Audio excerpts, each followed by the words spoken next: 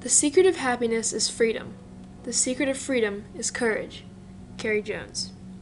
When considering courage, people often think of war heroes or civil rights activists, but there are lots of other amazing examples of courage in the world. One being the brave EMTs that can handle high-stress situations and witness some of the most traumatic events in order to help get people to the care they need. Maura Maloney is a junior at High Point University, where she is studying to be a physician's assistant. On campus, she is an active member of Zeta Tau Alpha and has recently started a running club. She is a very happy and inspiring person who can quickly lighten any mood.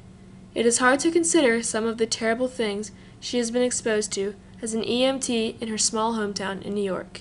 I had the chance to talk with Maura about her experiences as an EMT and one of the worst experiences she's had on the job. But first, how she got interested in it. I've always been interested in medical stuff, like the medical field, and I live 2 minutes from the volunteer fire department from my house. And I decided I wanted to volunteer there doing something, so I took the EMT course when I was a senior in high school, just so I can get more involved and help people. She next explained to me how selective the program was. I had to take the course. It took a full year, and then you had a written test and a practical test that had like 10 different scenarios, and you had to do every step in those, and then the written test was like 100 questions, and you had to get at least a 75 in order to get your license. And that year in New York, only 30% of the people that took it passed. Next, we talked about the good and the bad of her job. The best part of the job is when you actually get to help someone. Like if they're in pain or if they're dying or something, and you're able to fix that, or at least bring them somewhere that can lead them to being better. It's nice to see the people that you have success with. Like a lot of times it's like older people that have heart attacks or strokes, or they're usually dead. If someone is in cardiac arrest, they're dead. So when you get there, you do CPR, but if you're doing CPR, they're already dead.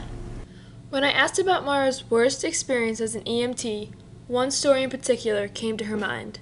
I know like the worst thing that ever happened was a car accident in my hometown, and one of my friends was involved. And it was like 3 o'clock in the morning. It was like a Saturday night in the summer. This was 2 summers ago. And they hit a telephone pole. And I got there, and there was 2 guys in the car. One of them was my friend, and one of them was his friend, who I didn't really know. And my friend was dead. And they wouldn't let us touch him. They wouldn't let us do CPR on him because they like just tagged him as dead. And the other guy was still partially alive, so we had to focus on him because they knew there was nothing we could do for him. But I had to focus on the other guy and ignore the fact that one of my friends who I've known was sitting in the car.